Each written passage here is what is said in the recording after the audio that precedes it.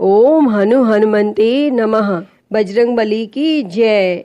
प्रिय भक्तजनों, मंगलवार का दिन भगवान हनुमान जी को समर्पित है। इस दिन सुख संपत्ति, यश और संतान प्राप्ति के लिए मंगलवार का व्रत रखना शुभ माना जाता है और हनुमान जी से जुड़ी मंगलवार व्रत कथा का पाठ अथवा श्रवण करके इस व्रत को पूरी श्रद्धा के साथ पूर्ण करना चाहिए।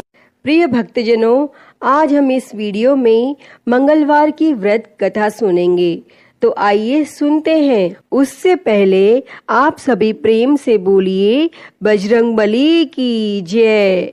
एक समय व्यास जी ने कहा कि एक बार नैमिषारण्य तीर्थ में 80,000 मुनि एकत्र होकर पुराणों के ज्ञाता श्री सूत जी से पूछने लगे, हे महामुने, आपने हमें अनेक पुराणों की कथाएं सुनाई हैं। अब कृपा करके हमें ऐसा व्रत और कथा बताएं जिसके करने से संतान की प्राप्ति हो तथा मनुष्यों को रोग, शोक, अग्नि, सर्व दुख आदि का भय दूर हो, क्योंकि कलयुग में सभी जीवों की आयु बहुत कम है।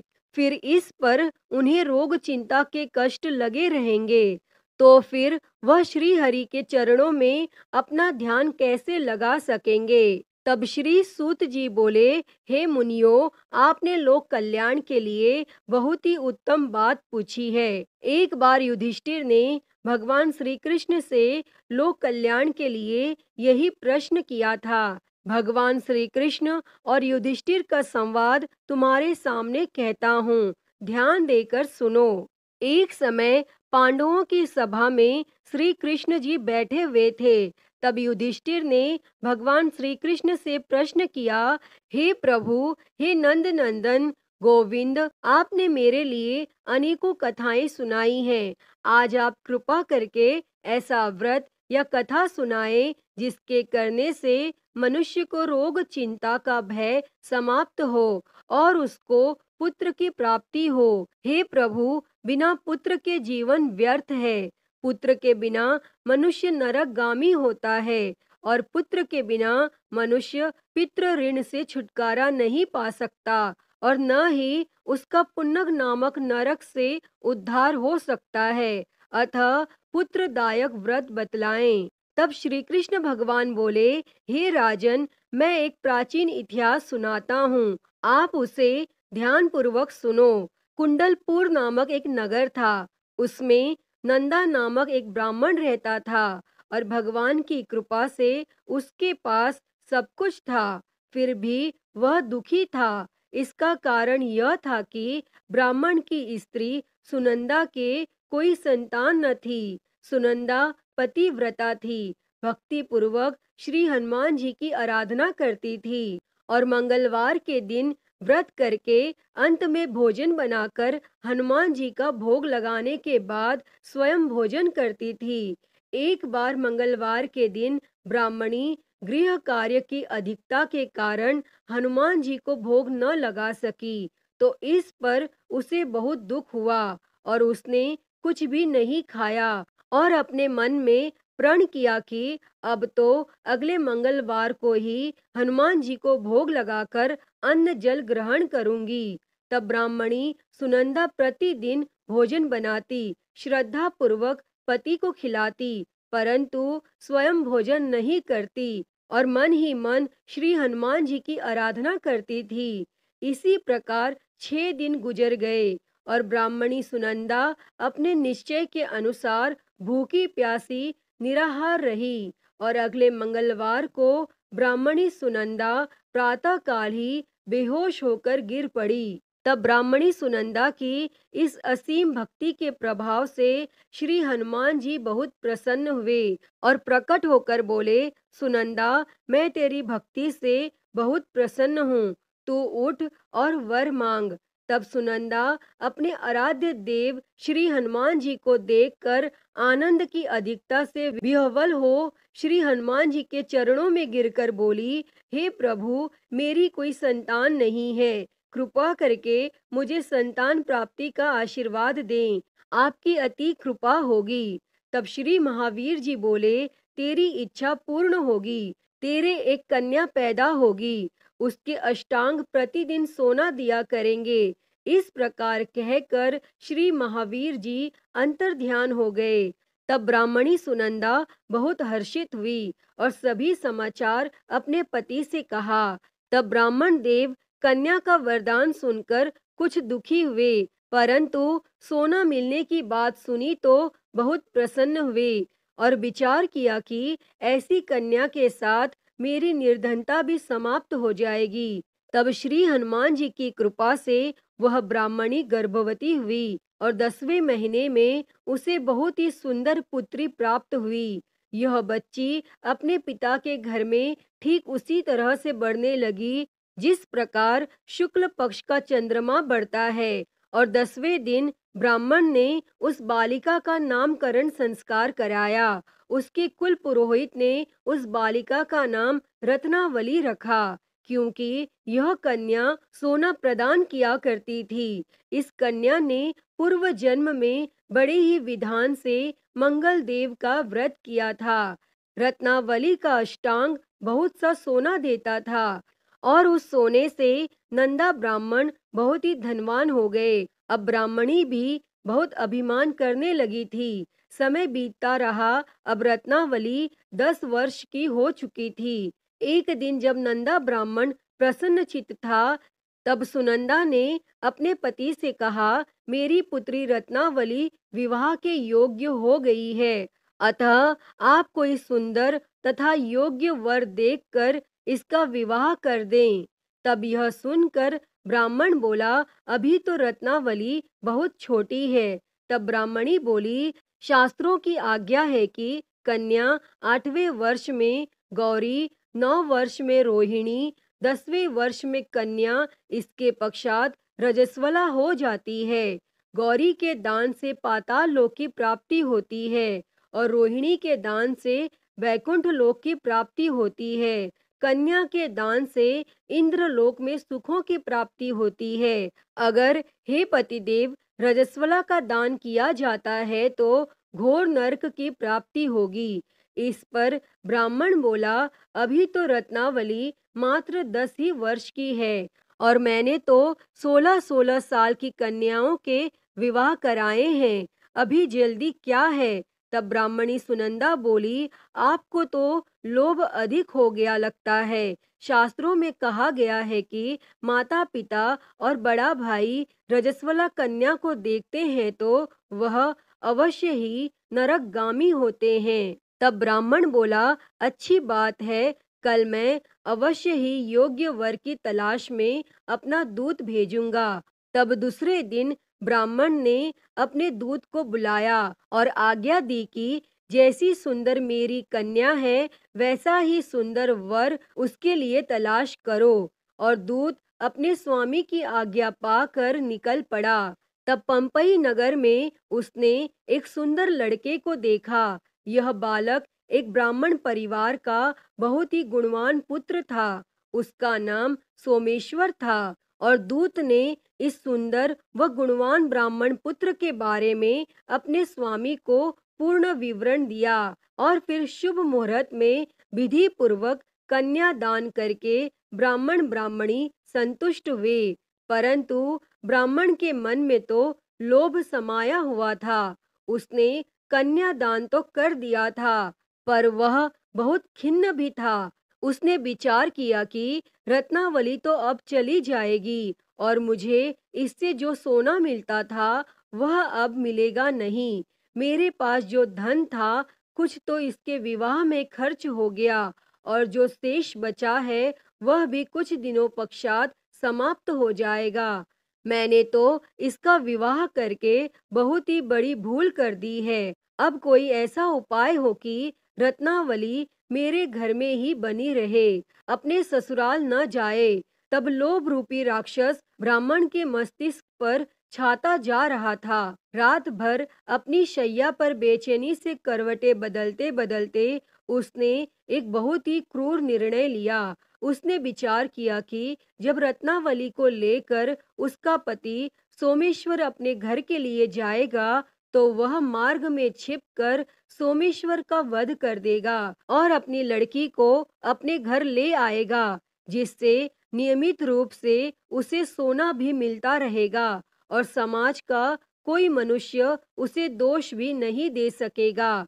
और प्रातः काल हुआ तो नंदा और सुनंदा ने अपने जमाई तथा लड़की को बहुत सारा धन देकर विदा किया और सोमेश्वर अपनी पत्नी रत्नावली को लेकर ससुराल से अपने घर की तरफ चल दिया। और ब्राह्मण नंदा महालोभ के वशीभूत हो अपनी मति खो चुका था और पाप पुण्य का उसे विचार न रहा। अपने भयानक व क्रूर निर्णय को कार्य रूप देने के लिए उसने अपने दूत को मार्ग में अपने जमाई का वध करने के लिए भेज दिया था, ताकि रत्नावली से प्राप्त होने वाला सोना उसे हमेशा मिलता रहे और वो कभी निर्धन न हो। तब ब्राह्मण के दूत ने अपनी स्वामी की आज्ञा का पालन करते हुए उसके जमाई सोमेश्वर का मार्ग में ही वध कर दिया। तब यह समाचार प्राप्त कर ब्राह्मण नंदा मार्ग में पहुंचा और रुदन करती अपनी पुत्री रत्नावली से बोला, हे पुत्री, मार्ग में लुटेरों ने तेरे पति का वध कर दिया है। भगवान की इच्छा के आगे किसी का कोई वश नहीं चलता है। अब तू घर चल, वहां पर ही रहकर शेष जीवन व्यतीत करना। जो भाग्य में लिखा है वही होगा। और अपने पति की अकाल मृत्यु से रत्नावली बहुत दुखी हुई।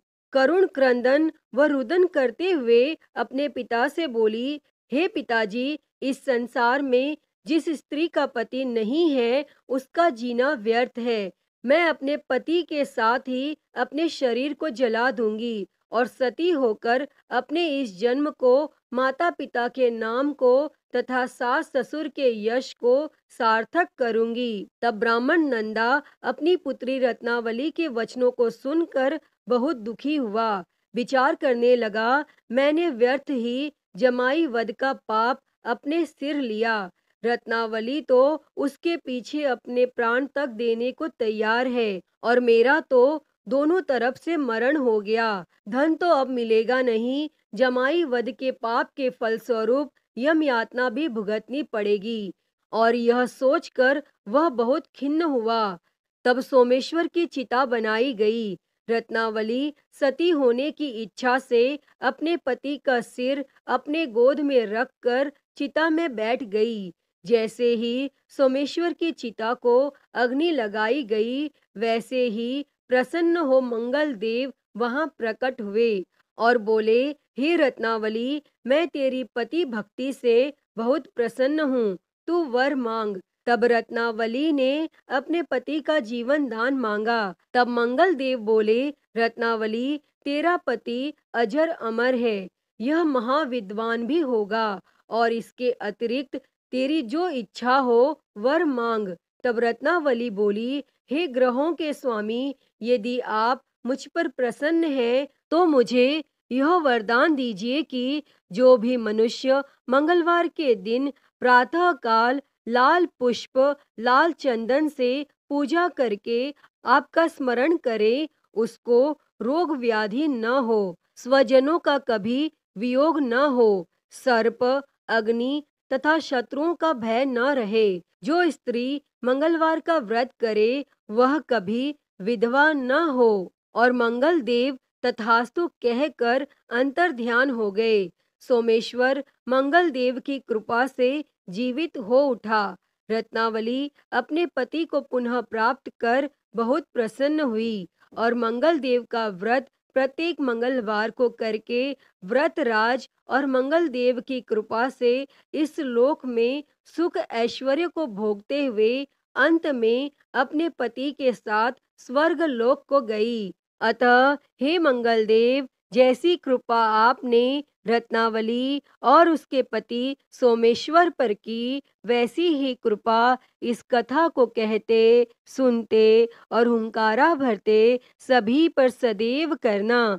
तो सभी प्रेम से बोलिए श्री मंगल देव की जय, श्री हनुमान जी की जय। प्रिय भक्तजनों, आइए अब सुनते हैं सभी मनोकामनाओं को पूरी करने वाली अगली कथा। कथा के अनुसार एक नगर में एक वृद्धा रहती थी। उसका एक ही पुत्र था। उस वृद्धा की हनुमान जी पर बहुत ही गहरी आस्था थी। वह हर मंगलवार का व्रत रखती थी और हनुमान जी की पूजा आराधना करती थी। एक बार हनुमान जी ने अपनी उस भक्त की परीक्षा लेने की सोची और हनुमान जी साधु का वेश धारण कर उस वृद्धा के घर गए और पुकारने लगे कि है कोई हनुमान भक्त जो हमारी इच्छा पूर्ण करे। और यह आवाज उस वृद्धा के कान में पड़ी और वह पुकार सुनकर वृद्धा जल्दी से बाहर आई और साधु को प्रणाम कर बोली, आज्ञा महाराज। और साधु के वेश में हनुमान जी बोले, मैं भूखा हूँ, भोजन करूँगा, तुम थोड़ी सी जमीन लीप दो। और वह वृद्धा द्विधा में पड़ गई। अंततः हाथ जोड़कर बोली, महाराज, लीपने और मिट्टी खोदने के अतिरिक्त आप कोई दूसरी आज्ञा दे, मैं अवश्य पूर्ण करूंगी। तब साधु ने 3 बार प्रतिज्ञा कराने के बाद कहा, तू अपने बेटे को बुला, मैं उसकी पीठ पर आग जलाकर भोजन करूंगा। और यह सुनकर वृद्धा घबरा गई, परंतु वह प्रतिज्ञाबद्ध थी और उसने अपने पुत्र को बुलाकर साधु को सौंप दिया। और साधु वेशधारी हनुमान जी ने वृद्धा के हाथों से ही उसके पुत्र को पेट के बल लिटाया और उसकी पीठ पर आग लगवा दी। और आग जलाकर दुखी मन से वह वृद्धा अपने घर में चली गई। और इधर भोजन बनाकर साधु ने वृद्धा को बुलाकर कहा कि उनका भोजन बन गया है, तुम अपने पुत्र को पुकारो ताकि वह भी आकर भोग लगा ले। तब इस पर वह वृद्धा बोली, उसका नाम लेकर मुझे और कष्ट ना दो। लेकिन जब साधु महाराज नहीं माने तो वृद्धा ने अपने पुत्र को आवाज लगाई और वह अपनी माँ के पास आ गया। और अपने पुत्र को जीवित देखकर वृद्धा को बहुत ही आश्चर्य हुआ और वह साधु के चरणों में गिर पड़ी। तब हनुमान जी ने अपने वास्तविक रूप में प्रकट हुए और उस वृद्धा को भक्ति का आशीर्वाद दिया। तो सभी प्रेम से बोलिए, शंकर भगवान की जय हो, बजरंग बली की जय हो। आइए अब सुनते हैं मंगलवार व्रत की एक पौराणिक कथा। एक समय की बात है, एक ब्राह्मण दंपति की कोई संतान नहीं थी, जिस कारण वह बेहद दुखी थे। एक समय ब्राह्मण वन में हनुमान जी की पूजा के लिए गया और वहां उसने पूजा के साथ महावीर जी से एक पुत्र की कामना की और घर पर उसकी पत्नी भी पुत्र प्राप्ति के लिए मंगलवार का व्रत करती थी। और वह मंगलवार के दिन व्रत के अंत में हनुमान जी को भोग लगाकर ही भोजन करती थी।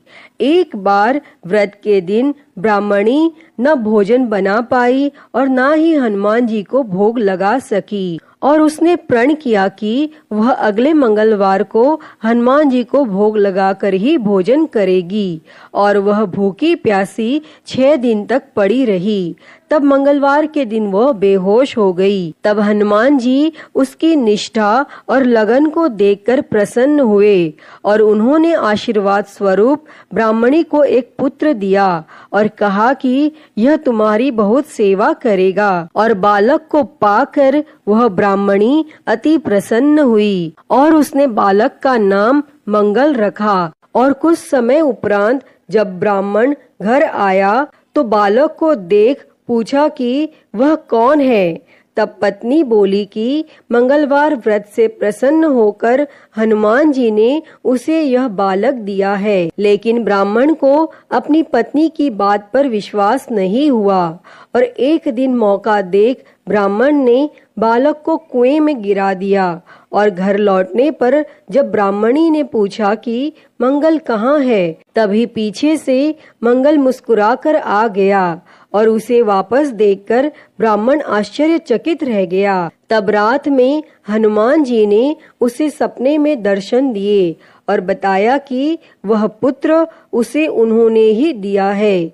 तब ब्राह्मण सत्य जानकर बहुत खुश हुआ और इसके बाद ब्राह्मण दंपति प्रत्येक मंगलवार को व्रत रखने लगे। और जो मनुष्य मंगलवार व्रत कथा को पढ़ता या सुनता है और नियम से व्रत रखता है, उसे हनुमान जी की कृपा से सब कष्ट दूर होकर सर्व सुख प्राप्त होता है और वह हनुमान जी की दया का पात्र बनता है। अतः हे बजरंग बली, इस कथा को कहते, सुनते और हुंकारा भरते सब पर अपनी कृपा बनाए रखना। तो सभी प्रेम से बोलिए, बजरंग बली की जय हो। प्रिय भक्तजनों, मैं उम्मीद करती हूँ कि आपको यह कथा पसंद आई होगी और अगर वीडियो अच्छी लगी हो तो इसे लाइक करें, ज्यादा से ज्यादा शेयर करें और कमेंट में बजरंग बली की जय लिखना ना भूलें। और हरिहर भक्ति चैनल को सब्सक्राइब कर नोटिफिकेशन बेल को जरूर ऑन कर ले। हर हर महादेव। धन्यवाद।